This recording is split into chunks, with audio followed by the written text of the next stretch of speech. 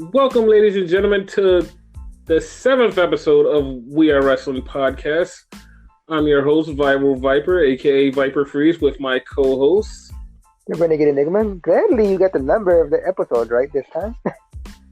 I did. I had to think about it, though. I was really lost. That's impressive. Go ahead. Yeah, and welcome, ladies and gentlemen. We're here. We're here on the next episode, and this was a big week for wrestling. Huge week. So you want to tell them why it was a huge week, or you're just going to leave them hanging? We had the second week of NXT on USA, right? Third week. I botched that. But we also had the debut of AEW Dynamite. Yes. And there's a lot to unpack with the Wednesday Night War. So let's just jump right into it. How do you feel about the shows? I can't really speak on NXT because my plan was to watch AEW live, right? And then watch NXT on the network the next day. As of us recording this, it's still not there. I'm gonna check right now as we speak, and I haven't watched it. Now, me and you were both on the phone or whatever. You watched both NXT and AEW. I only watched AEW. By your reaction and whatnot, oh great! As we speak, it is actually on. So, by your reactions or whatever, it was awesome. You know what I mean? When you actually, a fan actually sells, people always talk about the crowds and whatnot. Crowds are what make the show. You got excited for NXT. Exactly. But on the flip side, AEW was good, but that's all it was. It was good. You figure all the hype, it would be mind-blowing. There was nothing mind-blowing about it. True. Yeah. You want me to go? Yeah. Your opinion. Okay, in my opinion, AEW lacked something. AEW had the look and feel of a big arena show. It looked visually good. It was something that I was missing that wasn't connecting with me. It made me go, oh my God, this is a great show. It's something that was missing. I don't know what it was. It's off. I know that they're going to get their shit together eventually, but right now I just feel like it's and I'm not hating on the work. It just feels like something's missing. It feels like something that should be grabbing you in and pulling you in and going, yo, I can't wait to see next week. It's not there. It's just something that's not there. And I understand what all the excitement is about. It's a new company. It's a new challenge for WWE. It's another place to watch wrestling. Yes, they've had that million times before. New Japan still exists, by the way. But this, it's just something that just wasn't there. I don't know what it is. And it's not I can't connect to any of the wrestlers. 90% of the wrestlers I knew before they signed to AEW and was happy that they got a deal. It's just, it's just something that was wrong with the show. And whatever it is, they need to somehow fix it and make it go where it clicks with the wrestling fans that we are. I know they're targeting to a younger audience or whatever that they're trying to target to, but if you want to have people switch over like us who've been wrestling fans of everything and watch your product and enjoy it, give us something to bite on. Wow, that's cool. I should come back for that. To me, it just was kind of it was wrestling, but it was just it's wrestling. They need to step up somehow. Yeah. Just by going the very first matches, right? AEW very first match was Cody Rhodes versus Sammy Guevara. I wasn't too up on it because it happened before, but I expected it to be a great match. It wasn't even a great match. It was a good match, in my opinion. Yeah, it felt like they you said, it better. This is your first show. Blow them away. Blow people away. Yeah. I don't understand. Whereas NXT, I actually watched clips. Their first match was for the NXT title, It was Matt Riddle versus Adam Cole. The little bit I seen, that looked awesome. That match was fucking phenomenal. That match was phenomenal. That was my second best match of the night for NXT. But like that match, they came out hot. WWE had a great strategy to put on their big title match first. Like that made all the sense in the world. You're going up against AEW, put on the big match first, get more viewers on our side than on their side. That made sense. Like that match was awesome. It stole the show. It was cool. But like our reaction, the contrast of like us watching it, you'll watch something like, oh my god, what the fuck, right? Whereas me, I'll watch something and be like, okay, that was kind of cool. You know, like that was hype. Yeah, the two comparisons, like to compare the two of them, it was like watching a takeover on live TV and then watching a regular random AEW show. Yeah. Like it just was something about it. I don't know what it was, but they're gonna have to figure this shit out and get like everybody involved. Basically. That second match was pretty good though. Brandon Cutler, I think his name was. Brandon Cutler and MJF. MJF. Like I've never seen Brandon Cutler wrestle before, but I actually liked it. I've seen him wrestle once, but I've never seen him like wrestle like he wrestled last night. It was like he's actually pretty good. Yep. And I liked his intro. His intro was pretty good. Mm-hmm. And he had like a Robin symbol or something from Batman. Yes. And a dragon in his intro, and it was like, oh shit, this dude is pretty cool. Yeah. And speaking of him, I think he got injured. Oh really? Oh shit. Yeah, because when he went up to the top rope, he kind of pulled his leg, and if you notice the finish, MJF pinned him. I mean, put him in a submission, but he went for his arm. If this wasn't scripted, I mean, if it was scripted, he would have went to the leg and worked the leg. But he went to the arm because it wasn't scripted. Like it was an actual injury. So yeah, that makes sense. I hope that it's not a serious injury and it was just like a quick muscle strain and he could get over it. Because if he keeps working, he'll be a star soon. But yeah. Then there was something else that you pointed out as we were watching it. Mm-hmm. They kind of went tit for tat. Yeah, like yeah, go ahead. Like NXT would put on like the same kind of matches as AEW. Like the women's title match went on at the same exact time. The NXT women's title went on the same time as the AEW women's title, and that was like both of them were pretty good. The Nyla Rose versus Riho match, it didn't come out the way that I thought it would go because I really thought that Nyla Rose would win because it would be awesome to have a heel champion and her defend it, but Riho won. That was surprising. And on NXT, Candice lost to Shayna Baszler, which Candice threw everything at Shayna. Like, I mean, literally everything she could. Every move that was in her arsenal, every move she can even think of, she threw everything at Shayna, and Shayna wound up choking her out. It was like, dude, that brings up a big question of who's going to stop Shayna Baszler as champion? I was just about to say it. So do you have any ideas what it could be? I mean, going by the show, apparently, right? So we had two returns. One's a technical return, but one's an actual return. Mm-hmm. The technical return would be Finn Balor. Yes. Apparently, like he shifted over to NXT, so now he's the new member of NXT. Yes. The other one is Tommaso Ciampa. He returned.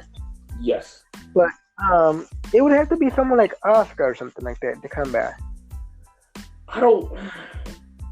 I'm trying to think of anybody who just got signed or anybody that's floating around that's not doing anything. But it just needs to be somebody random and weird to take the title off her, because this is like nobody's gonna take the title. Well, like you said, it could be Asuka because Asuka did the same thing. Mm-hmm. So, like, yeah, I don't know. I guess that's where to go. Asuka damn near had to forfeit the title, if you remember. Yeah, she did.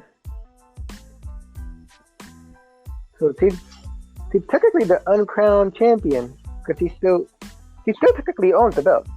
Technically, yeah, because she never lost it. Yeah. So it could still go that route. Yeah. And the match after that was Pete Dunne versus Danny Burch. They just beat the hell out of each other. Just random. Like, they just keep beating the shit out of each other. Like, it's like two UK dudes just fucking fighting. I'm like, God damn, dude.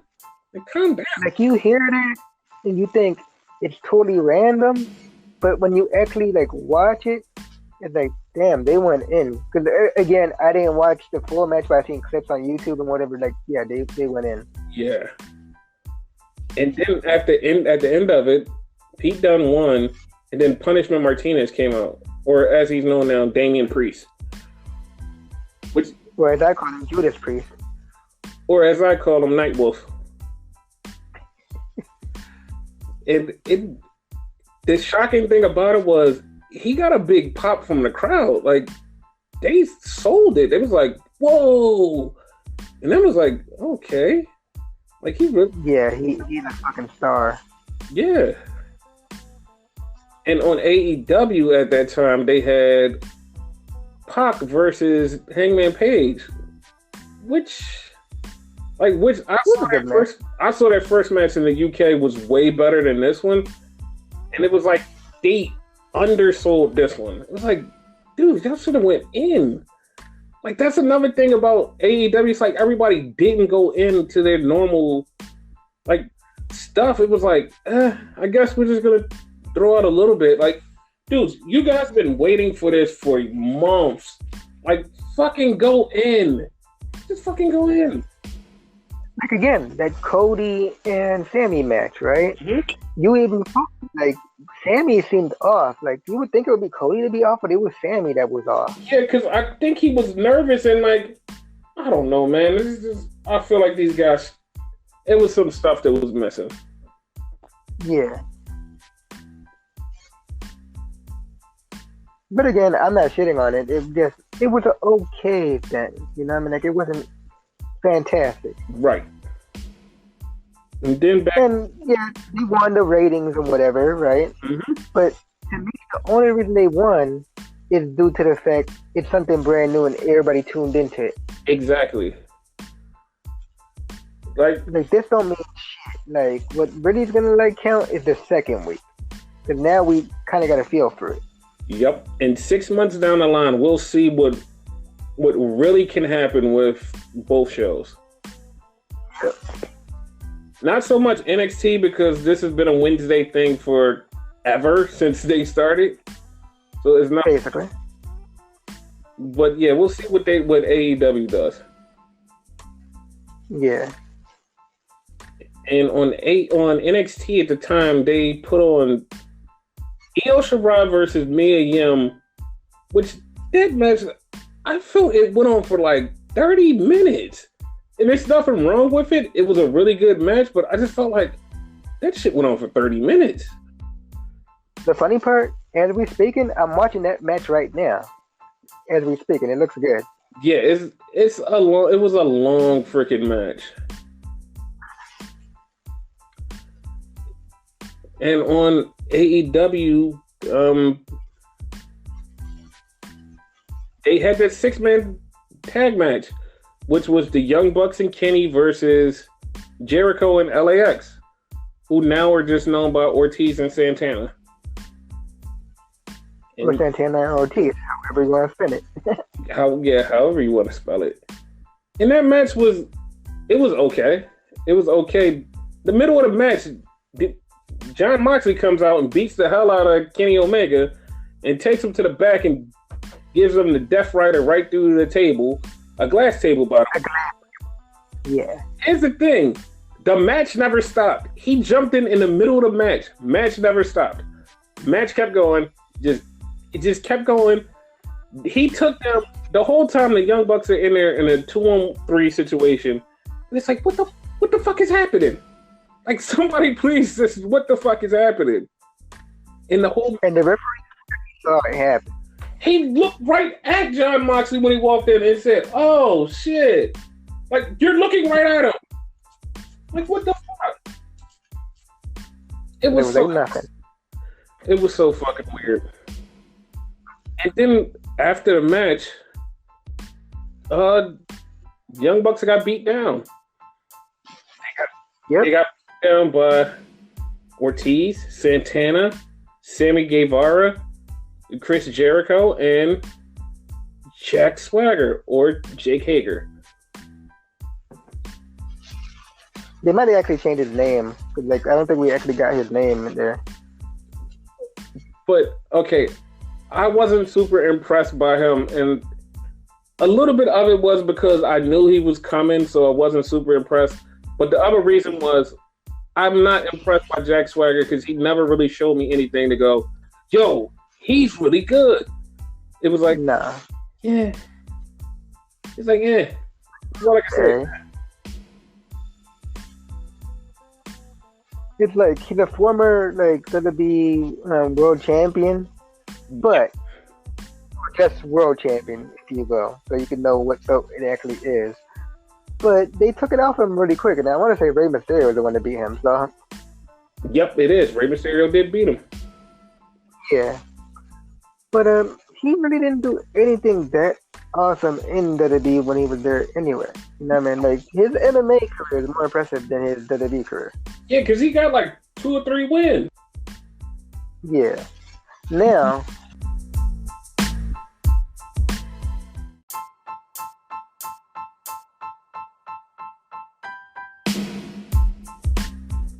but yeah, like, the one thing that pisses me off about the Jake Hager thing, though, right, is like, this was basically, they're on TNT and whatever. It's basically like a WCW Nitro, like, throwback and whatever. Like, it gave up that feel, right? But a lot of people compared him to, like, Lex Luger. It's nothing like Lex Luger. It's completely different. I compare him to Lex Luger. I do. Huh? I do. I compare him to Lex Luger. No, I completely disagree with that. Lex Luger, when he did what he did and jumped ship like that, right? First of all, he jumped ship, right? He was a contracted WWE superstar at the time, like, his contract expired. He did a house show, I want to say a week before or a few days before he actually showed up in Nitro. It was like the night before, actually.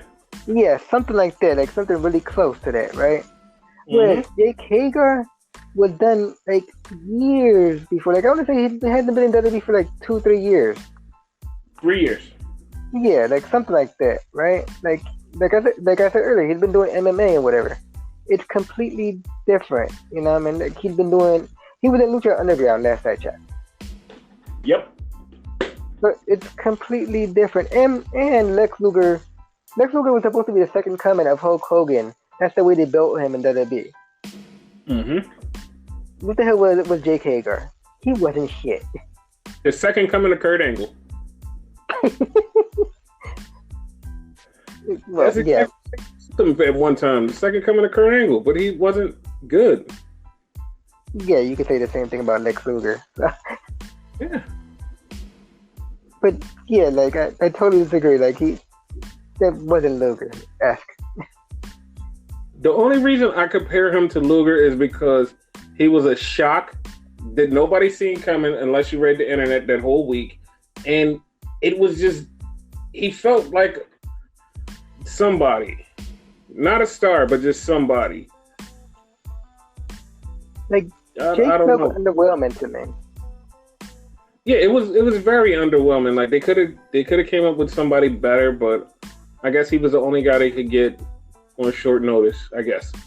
Like, if it was someone like a Luke Harper or something like that, you know, someone who's having like contract issues or whatnot, I'm still not 100% sure that's like 100%. That would probably pop me. Yeah. But Jake, like, I don't care. Well, on the other show on NXT at that same time was the tag team title match between the Street Profits and the Undisputed Era, Kyle O'Reilly and Bobby Fish.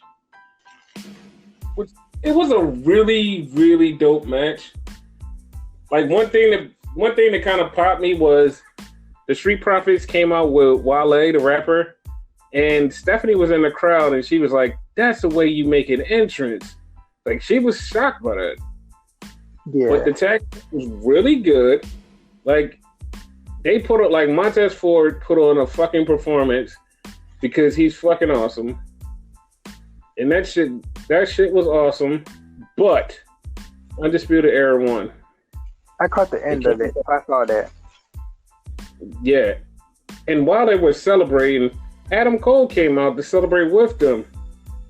No. And Roderick Strong came out to celebrate with them. All three of them in the ring.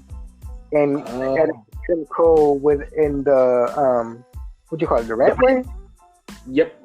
The entranceway, whatever. And he was celebrating there. Now you can see it. And he got a shock because he won't survive. Well, actually, no one will survive because Ciampa's back. Survive. Yeah, Ciampa's back. And apparently he's cleared to wrestle, so that's a thing. That is fucking awesome. Like, I heard Ciampa was going to be back a couple weeks ago, but like him coming out right now was great. Yeah, that was a bigger fucking deal than Jake Hager, in my opinion. Yes. That and Finn Balor showing up. Now, yes. Here's the thing. Finn Balor challenged Adam Cole for the title, and no words, but Ciampa challenged Adam Cole for the title. So, what's in your mind? You think it's going to happen? I don't know, but Finn put out a statement earlier about the Undisputed Era because they asked him, "What are you going to do?" And he said, "Well, maybe I can't get to Adam Cole right away, but I'm going to have to go through the Undisputed Era." And they said, "What about the numbers game?" He said, "I might have my own numbers." So that's leading me to think that he's going to have a couple people with him to go against the Undisputed Era. Yeah. So your speculation is it's going to be the original club, the OC. Yeah, that's what I thought. I'm going totally different with that. Okay. You have the Undisputed Era. Bobby Fish, Kyle O'Reilly, Roderick Strong, Adam Cole. Then you have Finn Balor. And who could Finn Balor get to help him out? Bro, he could get Matt Riddle. Okay. Then he would have Matt Riddle, and it would be the two of them against the Undisputed Era, because Matt Riddle was facing Adam Cole earlier, so that's a whole thing. But it seems like a whole dream scenario to come up with. Oh, he could add the Velveteen Dream, who has beef with Roderick Strong. Wait, that all makes sense. Like the three of those guys versus them would make sense. And then, I doubt that anybody would survive that match. Wait, they could add Ciampa into it. Wait, that's a whole team. I would like to see the four of them versus the Undisputed Era at War Games. Well, that's a good match, right? There's a conflict of interest, though. What's the conflict of interest? Finn, Ciampa, and Riddle, all three of them want Adam. So they might kind of beef with each other over that. Here's the thing. That has to happen. Yeah, but here's the thing. They can't all get to Adam at one time.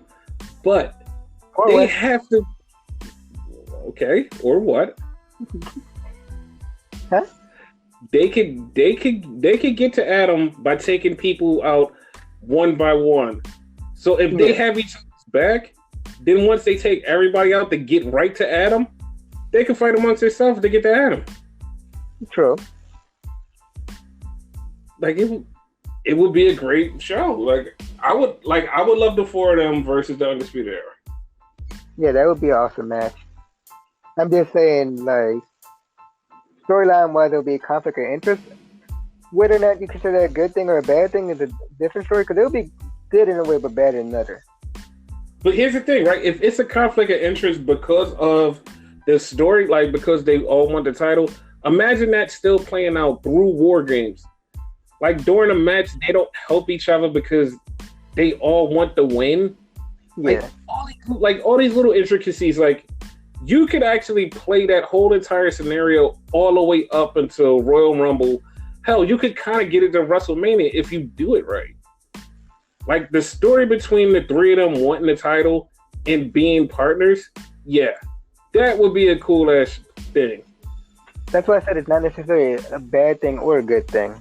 You know what I mean? Oh, I take it as a good thing because it would be so many matches that NXT could get out of it on regular television that it would be pretty cool. Yeah. But yeah, those were the two shows, and that was pretty good. I mean, it was a lot more, but nothing really noteworthy. Like, yeah, nothing really more. NXT had in the crowd Kevin Nash and Scott Hall. They didn't do anything, but they were there. Whereas AEW had Silent Bob and Jay. Yep, Jay and Silent Bob. I mean, it's not bad. Yeah.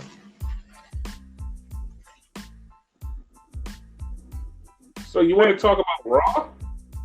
Okay. How did you like the new? How did you like the new set on Raw? It was good, and Pyro's back. Pyro.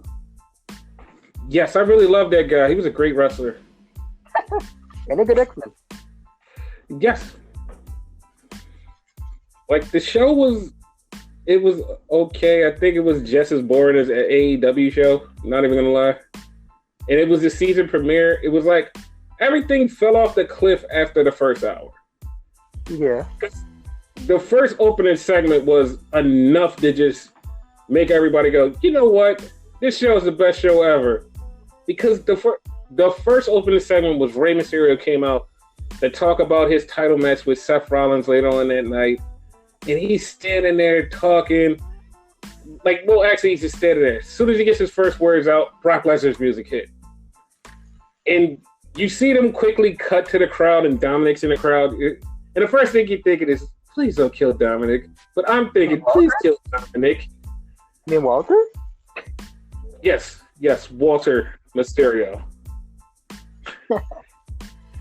And Brock went in there and beat the living shit out of Rey Mysterio.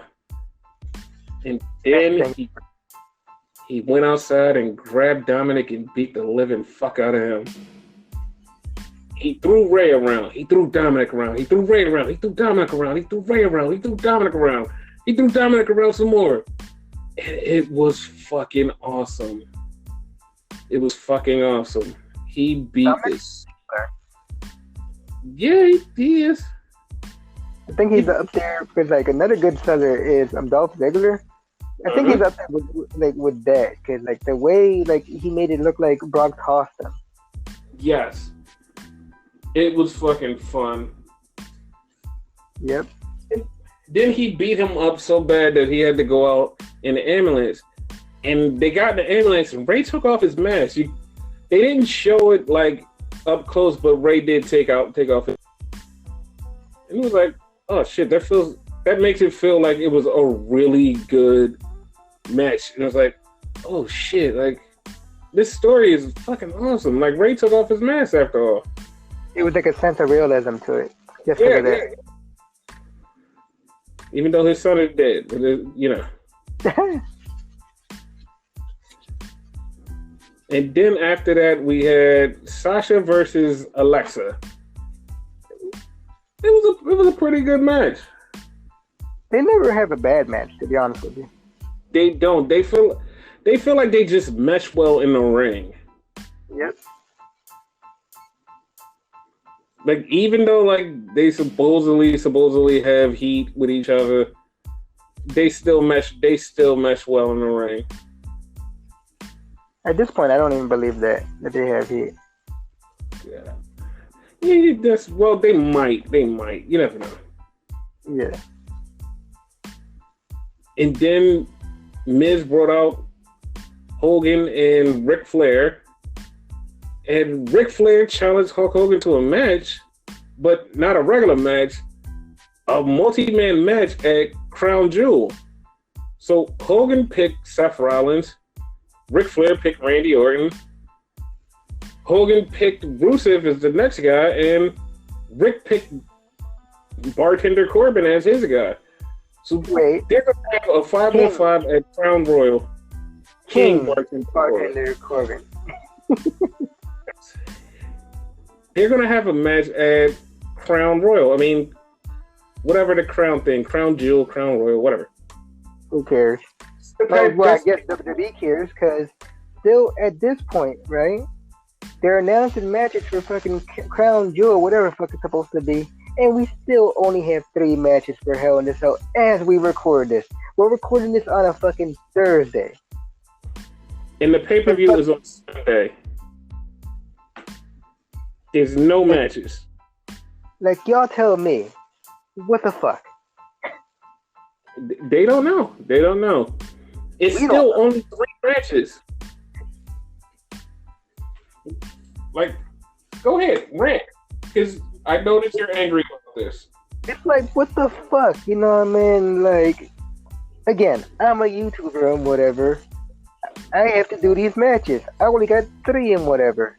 I watch other YouTubers who do, reviews and whatnot, you know what I mean, predictions. That's bad for us. And like, they're totally just gonna throw shit together. Because I actually heard they don't know what to do because they're so like in tune with this whole new Smackdown thing on Fox that they don't really even care about Hell in a Cell and whatnot. And it's supposed to be a big pay-per-view. Not as big as like one of the big 3, big 4, big 5, whatever the hell you want to call it. But it's supposed to be, significant. But they seem like they don't care. Like, what the fuck? They're all wrapped up with Fox and SmackDown. They're not caring about this. They don't give a shit. Basically. Like, I wouldn't be surprised if fucking, like, Saturday afternoon they, like, announce the rest of the matches. On Twitter. Or tomorrow on SmackDown they do it. Yeah. Bayley even said, fuck it, and she challenged Candice LeRae to a match at Hell in a Cell. She's like, fuck it. I don't have a match, I'm going to challenge somebody. I'm okay with that, by the way. I'm okay with anybody having more matches on Hell in a Cell. Like, do something, please. Like, the WWE Champion doesn't even have a match. Like, there's 2 title matches, and neither one of them are the WWE Championship. It's like, what the fuck? No IC title match, no US title match, none in tag team titles, and we have like 3 of them. So no, nothing. It's like they just gave up and said, fuck it. Whatever happens, happens. The only like prediction I have that might want to be in a match is the whole Rusev versus Lashley thing over the Lana thing. That might actually be a thing. I don't want it. It's a match. Put it on the pre-show. Fuck it. At this point, you don't even have anything on the pre-show. Nope. And it's funny because like the Cruiserweight Championship would be on the pre-show, but they're going to be defended next week at NXT. So That's off the show. Now what? No idea. And by the way, we didn't talk about the Lana Rusev and Bobby Lashley thing. So on Raw, hate that shit. on Raw, Rusev challenged Seth Rollins, even though they're going to be tag team partners at Crown Jewel Royal or whatever it is. And they had a match for the Universal title, and then all of a sudden, Bobby Lashley returns. And keep in mind, that match was supposed to be Seth Rollins and Rey Mysterio, but due to what happened earlier that you mentioned, him getting beat up, they canceled the match, and Seth basically did an open challenge, and that's how that happened. basically. But Bobby Lashley's standing there on the ramp and he's motioning, nothing's happening. Motioning, nothing's happening. Motions again, nothing happens. Motions a fifth time, and then here comes Lana. Hey, it's Lana. And then him and Lana start making out.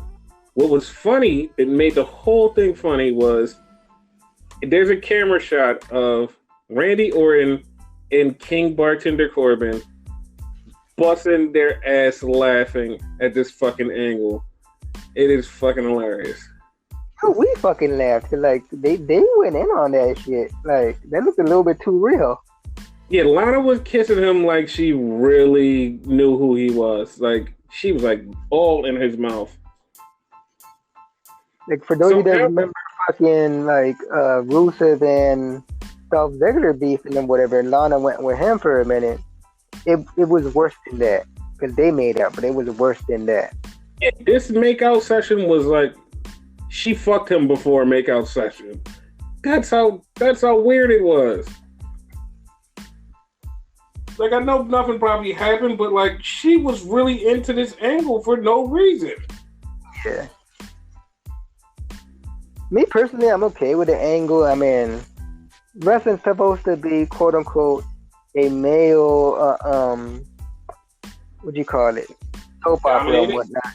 Male soap opera, shit like that. So like, shit like that happens in soap operas and whatever. Like, oh, I took your girl and whatever, you know. So, like it. Dude, on Raw there has been like 3 cucks this year alone. Like, can we stop doing a cucking storyline? The more cucks, the merrier.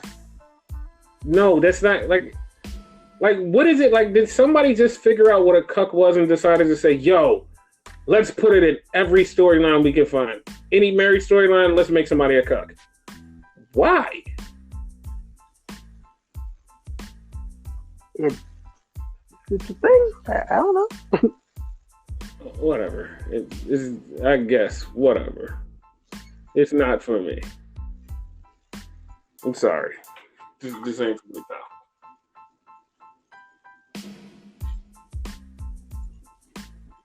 Yeah. So let's talk about something that Meltzer had said on Western Observer Radio about NXT should move to different places to make it have a bigger feel. Because just being in Full Sail, it doesn't look as good as it could. What are your thoughts on that? That's like a double-edged sword to catch-22. Because, right, maybe a smaller arena, it might be like the same place all the time, right? But I'm watching it right now as we speak, right? And I could be wrong about it, but it looks packed to me. It looks packed. It has the appearance of being packed. You watch AEW again, there was like certain spots, like you see the empty seats and whatever. Like that shit wasn't like to full capacity. Why? Because they had a bigger building. You have a smaller building, it's easier to fucking fill. Yeah, but okay, here's where I give like WWE credit. If they did run a bigger building, they would have a way of masking the missing seats. Yeah. AEW brand new. They haven't really figured out how to make things look full and like not shoot the empty seats and the empty sections. They haven't figured that out yet. Yeah. It's going to be a lot of those. Yeah. But if they ran NXT, trust me, there's people on the internet like right now that they have never seen NXT live and they are huge NXT fans and they are just waiting. I was just, you know, man, like, cause I'm looking at it on both sides, right? Mm-hmm. On the flip side, they're always on Full Sales. I believe that's Orlando, right? Yep, that's Orlando Florida. They're always on one spot. As you said, more people want to see it and whatever, you know what I mean? So, like, that make fans more happy and whatnot, you know what I mean? And if you stay in one spot like that, you kind of new to yourself, kind of like what Impact had the whole time, where they were in the Impact zone, and they were just there the whole time. Mm-hmm. They kind of grew as they moved, you know what I mean?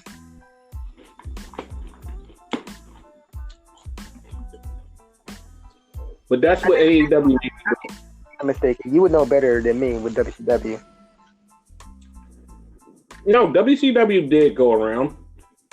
But at one point, wasn't they stuck in like Universal Studios for a minute? For about a year in Disney. Oh, okay. Then they started moving around. Yep.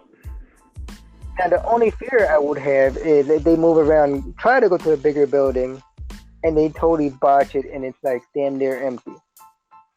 This is what I would say for that. Only go to buildings that's like a 1,500 seat building that's not that big for a bunch of people to go. Yeah. Trust me, like if you put it out there with the ticket price just reasonable enough for people and put it out there, many people will go. Like if they said, yo, NXT is coming to your town, I'm definitely going. Yeah. Like they have here before live events, but this is an actual NXT show. I get to watch the NXT show live. That'd be awesome. Happily go. Exactly. A bunch of people would go, and like that's the thing you got to think about. How many fans are actually sitting there chomping at the bit just to watch NXT live on TV in their arena? Just like what? Like it's a thing. Like it's a market out there for it. Just go for it. Yeah. Don't run big of a building. Run small, sizable buildings that looks great, and you can go, wow, NXT is at another place. All right, the NXT crowd always is hot and popping for it. Imagine you have another crowd that hasn't seen NXT live ever watching NXT for the first time they're taping it. They're gonna lose their shit. Just don't do something stupid like go to like Madison Square Garden or something. No, that's gonna cost them like millions of dollars. That, and it's not like 100% that they would like fill that shit. They could possibly can, because NXT's not a new thing. You know what I mean? It has its popularity. It has its fans. You know what I mean? If they went to like the Hammerstein Ballroom, that would be fucking awesome. They'll sell out. Yeah. Completely. Like they'll fill up. So yeah. Yeah, that would be a show that I would definitely can't wait to see. I think, but like they probably could if they tried. But me personally, like I wouldn't risk it, like a Madison Square Garden or something like that. But they probably could. No, not that. You don't think they could, regardless? No. Nobody can. Okay. Nobody has sold out the Garden. Like the only people who have kind of sold out the Garden was ROH. Okay. And that was on the fact that they had New Japan, and at the time they had Kenny and the Young Bucks. I was just going to ask you that, yeah, because of New Japan, yeah. Yeah, that was it.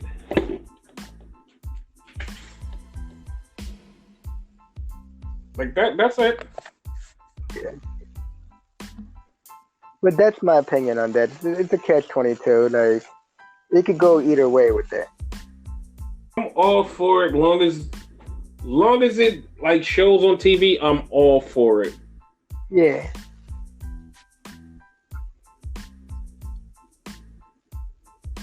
So now let's talk about CM Punk. Okay.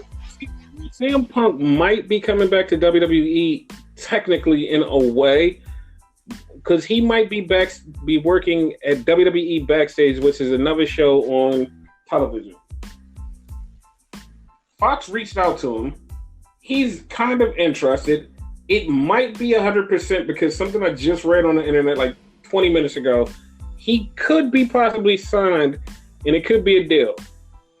Now, Backstage would be like a super amped up Fox version of Talking Smack, but just like without the scripting. Basically. Well, Talking Smack really wasn't scripted anyway, because a lot of shit on there happened like what the fuck? Yeah, but like Backstage would be like a look at everything in WWE, like Raw, SmackDown, NXT, all of that. And basically, if something sucks, you just fucking say it sucks. Yes. Like, I understand. Like, I'm kind of okay with Punk coming to WWE backstage because he's been on this kind of a redemption story lately of trying to make himself normalized to the people that he kind of shunned and like was an asshole to. He's kind of turning his life around. I know it's not like he's religious now or whatever. He's really just trying to become a good guy now.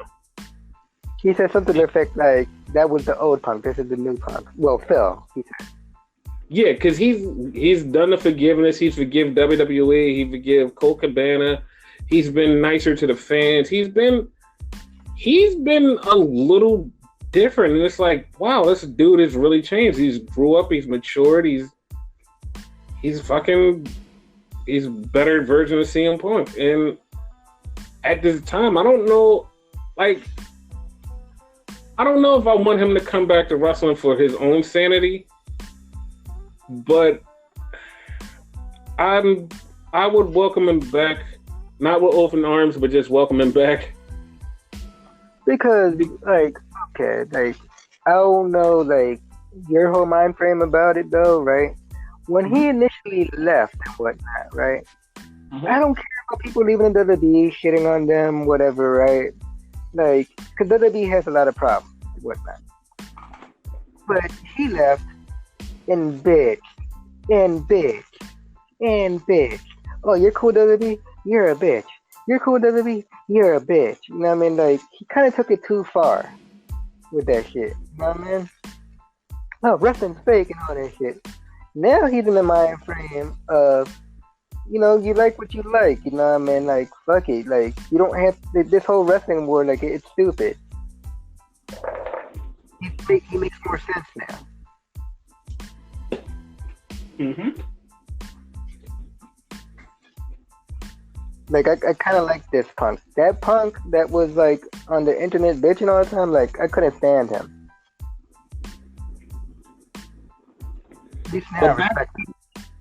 Back then, I think he had a gripe, and he realized how stupid it is, and that's why he did this to him.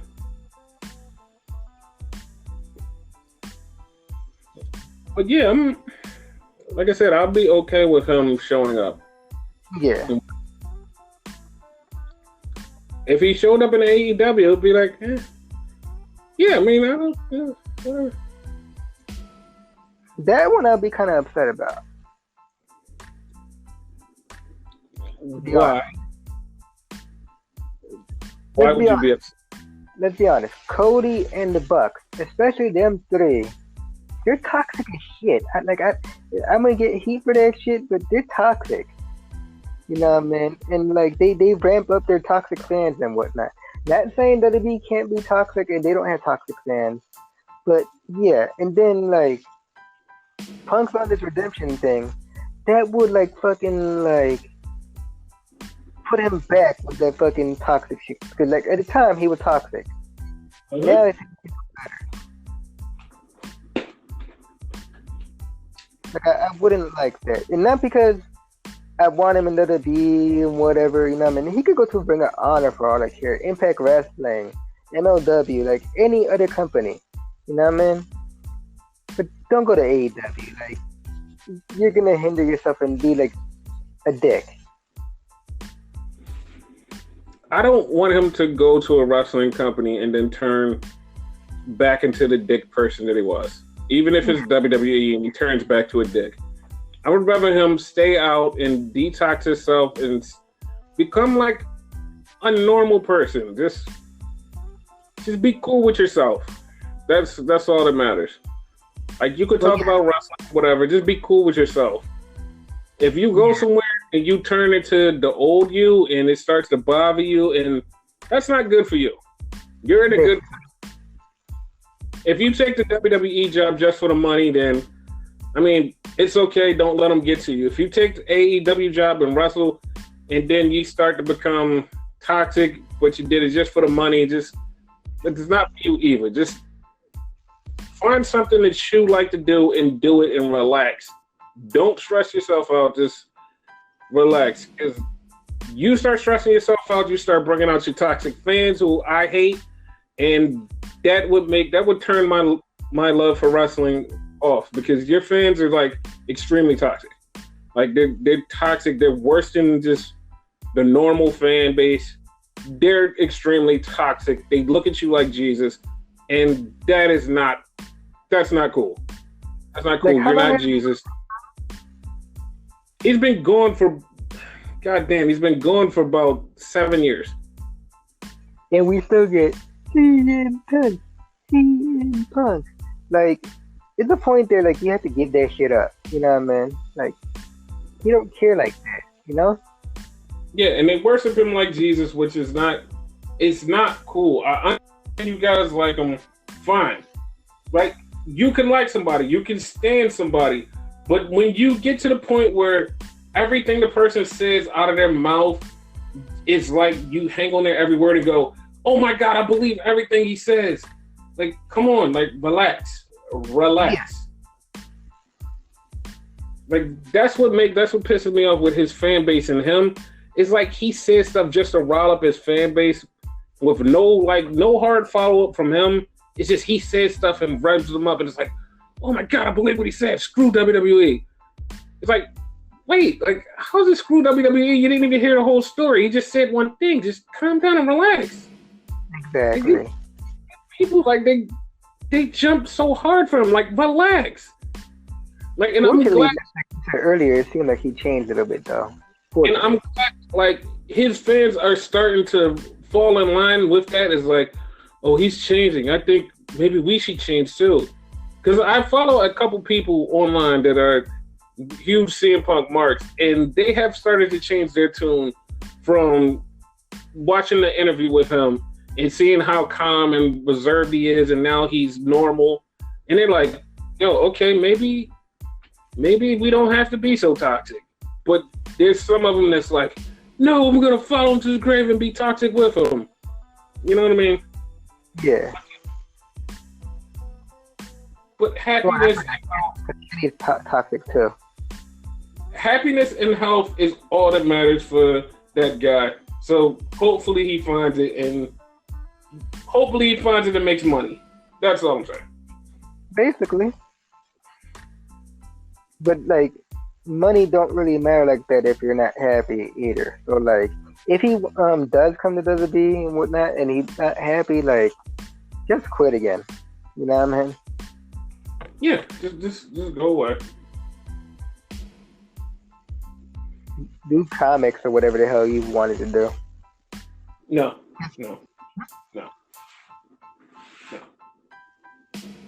Okay.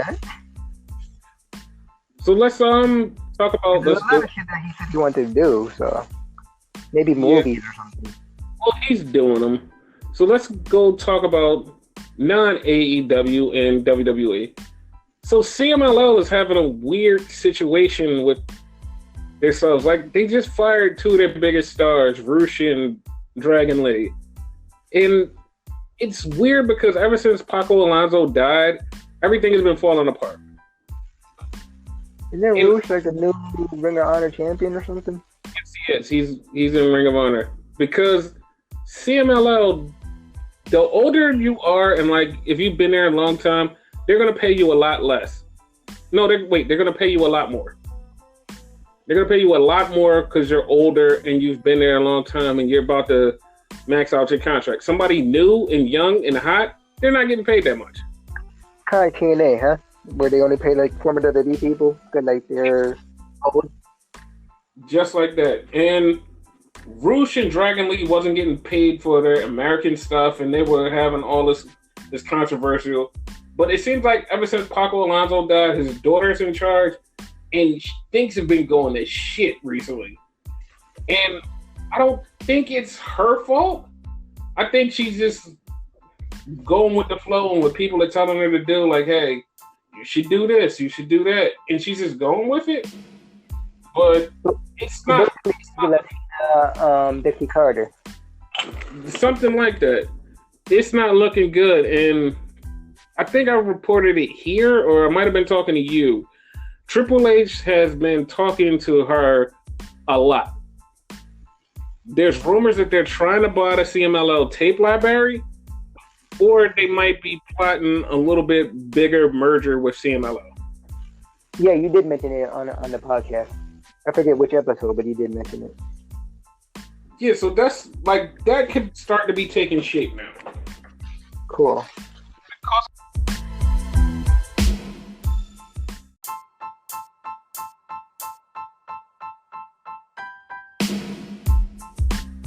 Yeah, and she really doesn't know much, and they're going to take advantage of her because she hasn't studied like her father. And I don't know how I feel about that. Because I feel bad for her because she's going to get bamboozled and railroaded by all of the different companies and different people in charge. And like, you could tell how bad it is because New Japan, they sent over a couple of guys for excursion, and all of a sudden those guys got flu. It's like, yeah, they had flu and they had to go back home. And it was random. Like, what the fuck? And now this whole Roosh and Dragon Lee thing, it's like, this isn't looking pretty good. And on the flip side of the big Mexican promotions, AAA is like, they're growing in popularity.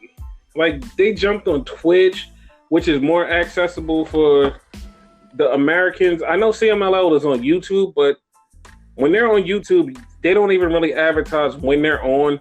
You just have to just scroll through and just check it and like, oh shit, CMLL is on. Basically. Like AAA, like, they'll send out tweets, Instagrams like, yo, we're going to be on this night on Twitch. Come check us out. And people go to Twitch and check them out and become bigger fans of AAA. And CMLL is like, we're on YouTube. I hope that they get their shit together because CMLL does have some good stars there, like Caristico, which is the old Mystico, which is the old Sin Cara, who is also the brother of Dragon Lee and Roosh. He's still there. Negro Casas is there. Who else is there? There's a couple of other people there. Pentagon and Phoenix wrestle there a lot more than normal. So yeah, it's a lot of people there that you should watch out for, but I hope they survive. No one will survive. Yes, champion, we're happy. But no, like, I watched like Triple A when I was like younger and whatnot, but really like stopped watching them. Like the whole Twitch thing, it got me more into them. So Twitch is where it's at when it comes to wrestling. That you don't know of, basically. Except for Impact, who's leaving. Yeah, that's another thing. Like, they fucked up on that shit, in my opinion. Another thing they fucked up on is they're on Access right now. But the first 5 weeks of Access is old Impact shows. Now, what are you going to do with your regular shows? Like 5 weeks from now, like they haven't even said that they're going to be on Twitch every week is normal. It's 5 weeks. Like the last show they had was this Friday. Like, okay, there's a lot of open-ended stuff going on. I want to see what's going to happen next, but I have to wait 5 weeks. If I had to wait 5 weeks for the show, I'm not going to be interested. I'm not going to give a fuck. Like, yeah, that's weird. Like if it was on this Tuesday, it'd be like, okay, cool. Like, no, they said we're moving to Access, so we start this Tuesday. No new shows until the show is over. Like, dude, what the fuck? Like, why? Like fucking Impact. Like, you were doing so good, but you just decided to just switch it all up. Whatever.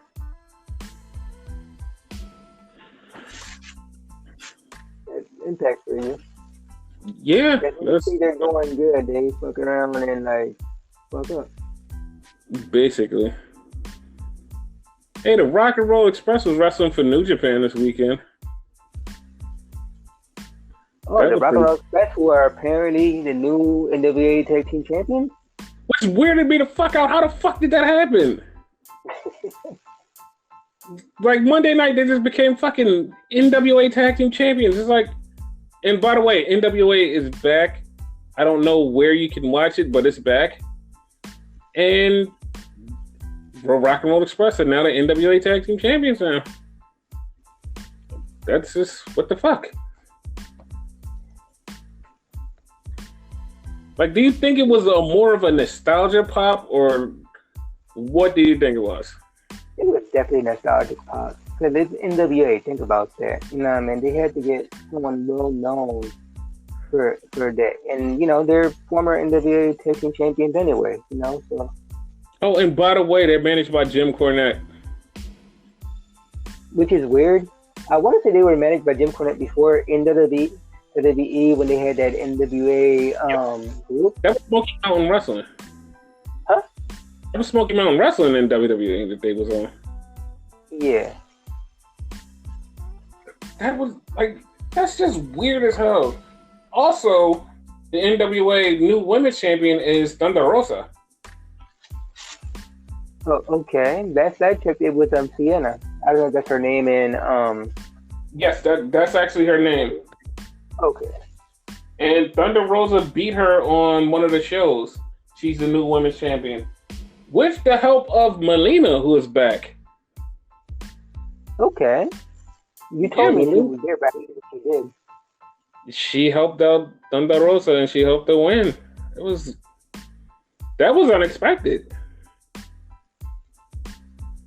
Okay. And apparently Damon Sandow's there now. Mr. Anderson is there now. Trevor Murdoch.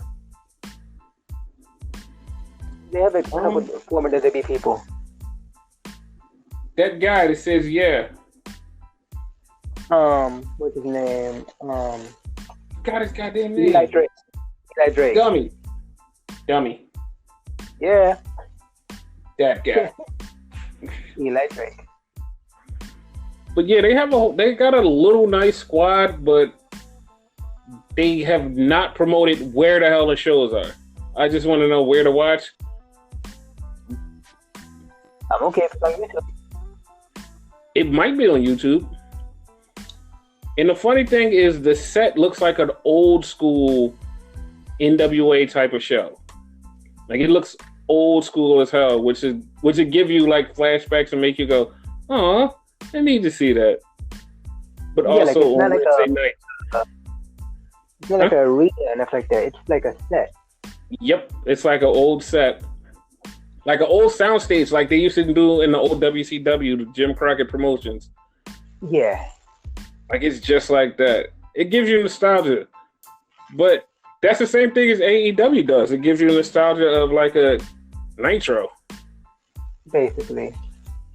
And it's like people who grew up in that area, and like not that area, in that era, like they want that old thing back. So yeah. Hopefully it's good. Like if it's on YouTube, I'll check it out. I'm gonna try to check out at least 3 or 4 episodes. Like after that, I'm not gonna make a commitment unless somebody makes me go, yeah, I really like that. But I'll try just to watch a couple, 3 or 4 episodes, see what's up.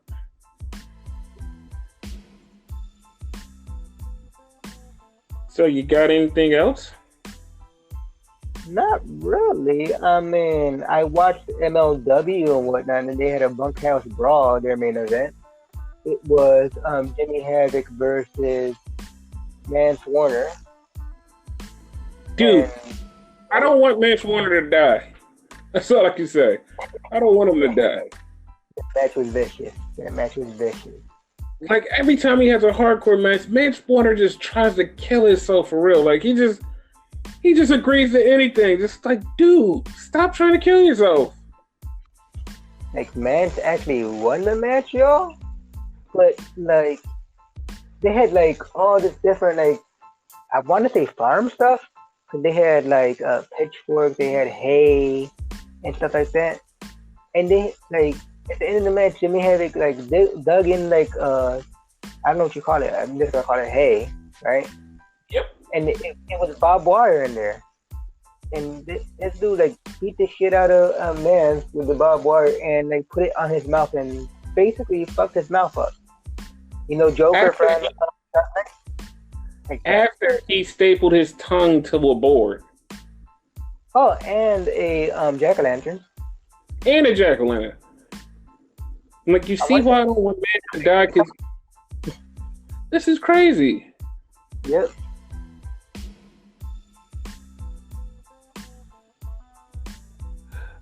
Austin Aries is in MLW, and he's challenging Teddy Hart for his middleweight title. Is that right? Is that correct? Yes, the middleweight. Yeah, that's right. Yeah, for the middleweight title.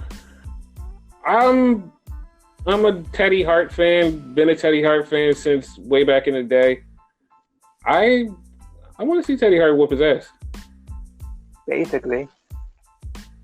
And what's really funny about it is Teddy Hart's like 38, and Teddy Hart is wrestling like he's fucking 26. It's like, God damn, dude. Like, he's still busting his ass. He hadn't lost a step. Nope. And the like, what I like about him, he'll do like these like crazy ass moves and have this like smug face like the whole fucking time. Like, yeah, fuck you, I did it. I love it. Awesome. And the Dynasty. When he was younger, like he was like a real cocky motherfucker. He's not cocky anymore, but he just gives that impression that he's cocky. You know? Yeah. You were saying the Dynasty? I cut you off. I'm sorry. Yes, you did. The Dynasty is going to face the Von Erichs. I want the Von Erichs to win. Me too. Oh, by the way, I totally forgot this. I'm glad we're talking about MLW. Okay. They signed Zia Zhang. Zia. She's Zia Zhang or something like that. She used to be an NXT. She used to be an NXT prospect. She is a Asian woman. She used to work. She used to be in NXT. They let her go from NXT. She kind of floated around and tried to get signed someplace, and people like they didn't jump on her. But now MLW signed her to a multi-year contract, which is she is now the first woman on the MLW roster so far. Is that right? Huh? Is that right? Because we have Selena and that other girl as part of Dynasty. Ari Blake, they haven't wrestled yet. And Selena's not even she's not even a wrestler. She's a manager / producer / executive. She can do anything. I think she'll wrestle eventually. I want her to wrestle if she's totally healed up. If she had a leg injury that kept her out for a little while. She had to get knee surgery. If she's totally healed up, I'll be okay with her wrestling. But she's making a lot more money doing other things. True. Like, I'm a huge fan of her because she's a great manager. Sorry, impresario. That's what she is. Yeah. But man, like MLW, they said that they were going to have a women's division and they was going to ramp up the tag division. And I actually came on this podcast and said, I don't know what they're going to do or how they're going to do it. And they're proving me wrong. Yeah, like MLW is a good company. I like them. Basically.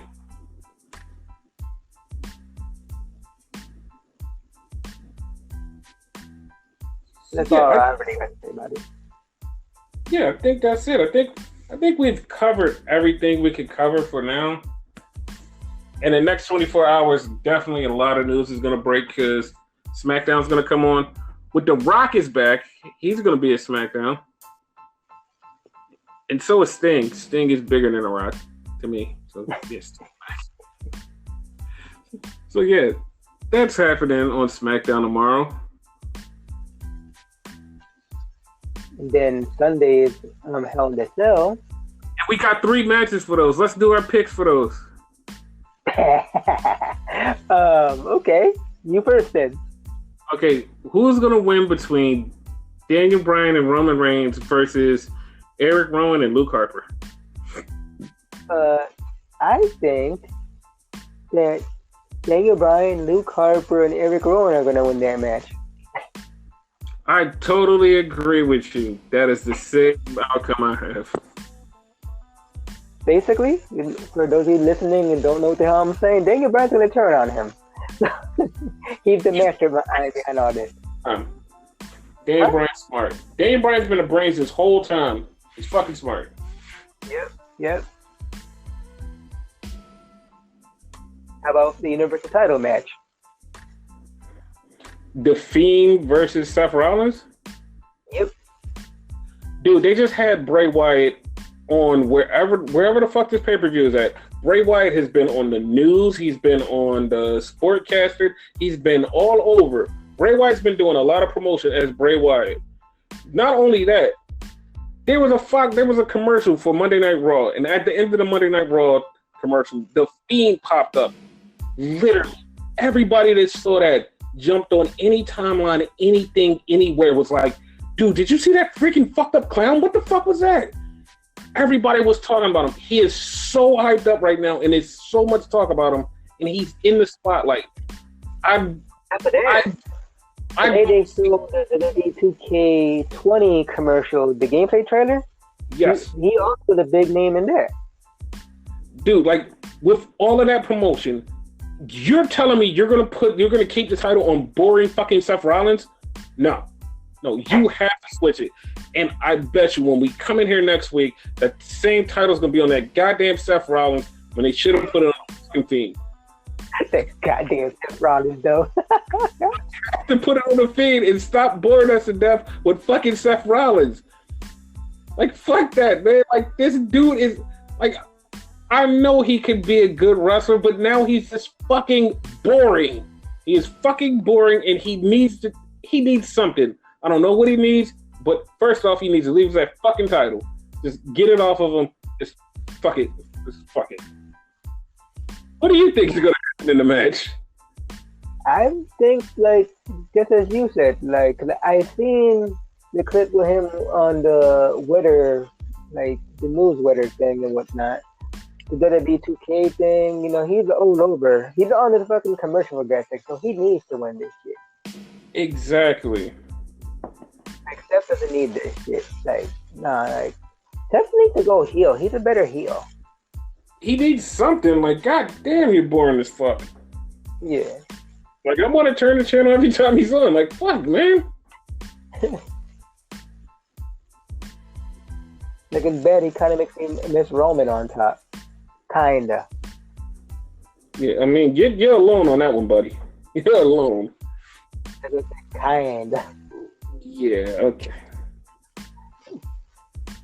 But, yeah. And I guess the main event, because it's the last match we're talking about, for the Raw Women's title. Oh, by the way, the Fiend one wasn't a Hell in a Cell match. This also is a Hell in a Cell match. Is Becky Lynch versus Sasha Banks. Yeah, Sasha's definitely winning. Yep, like, I agree. She's too hot right now. She's definitely winning. Like, yeah. You don't put the title on her, it's ridiculous. It's kind of like the same vein of the Fiend. You know what I mean? Yes. Like, what's the point? Like, what's the point of hyping it up if you're not gonna, like, put it on them? Exactly. And please, for the love of God, please let her have a title reign where she can actually defend the title and keep the title for longer than a fucking month. Like, Jesus Christ. Like, treat her with some god. Like, the fuck? This shit is fucking horrible. Like, goddamn. Like, just let her win the title and just hold it for a month. Like, matter of fact, let her hold it to WrestleMania. Like, Jesus. Like, she deserves it. She fucking deserves it. She came back. She reinvented herself. She's an asshole. Everybody hates her, but everybody loves her at the same time. Please just put the fucking title on her and just let her have a bunch of defenses. Like, let her get her streak back and be like this badass bitch. Just please, just keep the fucking title on her. Yeah, totally agree with that. Totally agree with that.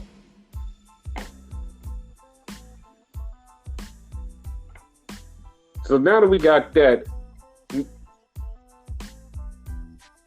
it again? Our draft board. Okay. Then you go on the WWE Network. Once again, I forget who's where. So as of last week, you have 2 picks. One is Miz and Pete Dunne. For me, I have Nakamura and Johnny Gargano. Yeah. So now it's your time to pick from Raw and NXT to go to your show.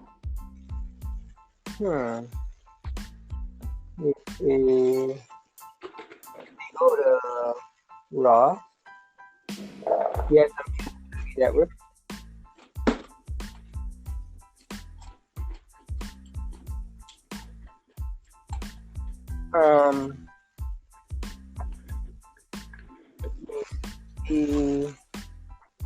This is compelling. Before we get started, Brock Lesnar got traded, apparently. What show is he on? Apparently, like, according to this, he's a Raw superstar, but he's going for the WWE title, so that means he's SmackDown. Or Brock is just a whatever show. Yeah, that's the thing, too. But I'm going to say, even though he's out right now, I'm going to say Drew McIntyre. I think he would do good on SmackDown.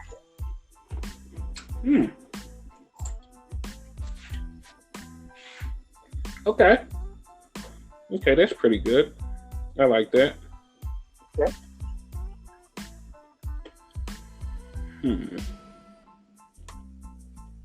Let me think. Who would be great on my show?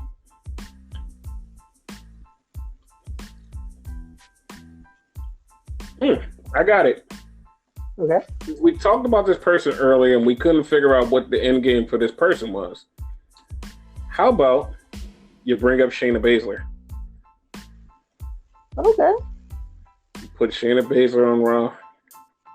Have her kick a bunch at... Would you have her forfeit, like Asuka did?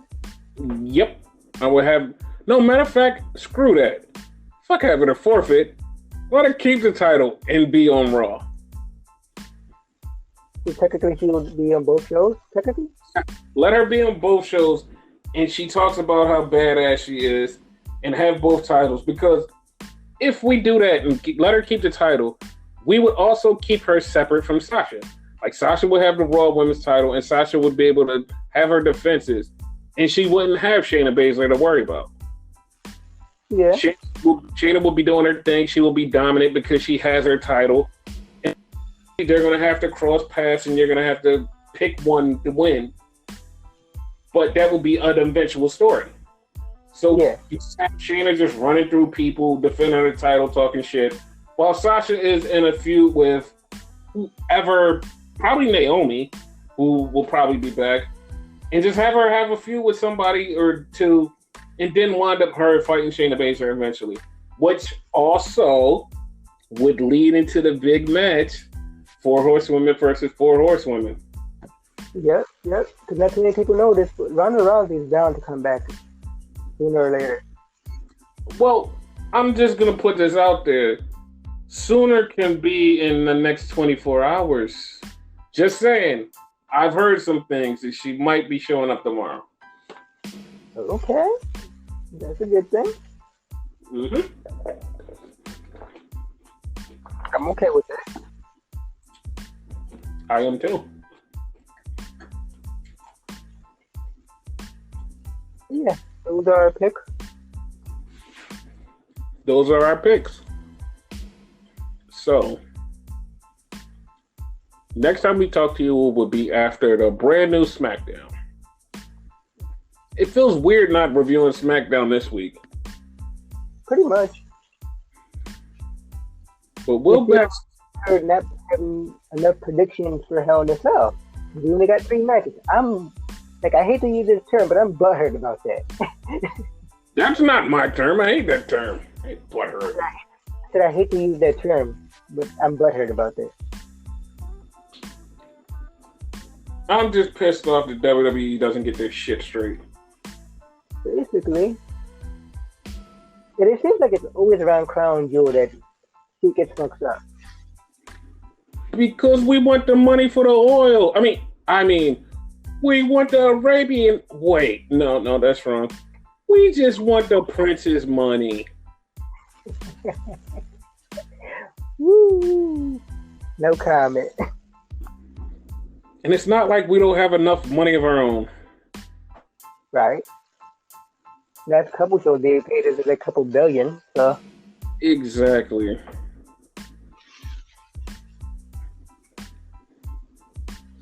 Well, I guess we've come to the end of the podcast. It says we're at the end of it.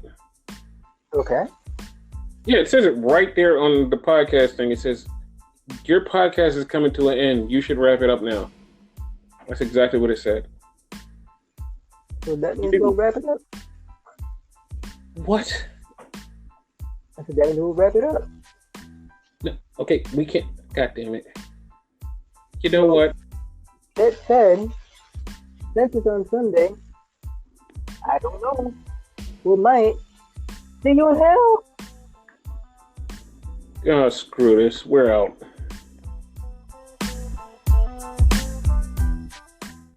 The podcast you just heard was made using Anchor. Ever thought about making your own podcast? Anchor makes it really easy for anyone to get started. It's a one-stop shop for recording, hosting, and distributing podcasts. Best of all, it's 100% free. Sign up now at anchor.fm/new. That's anchor.fm/new to get started.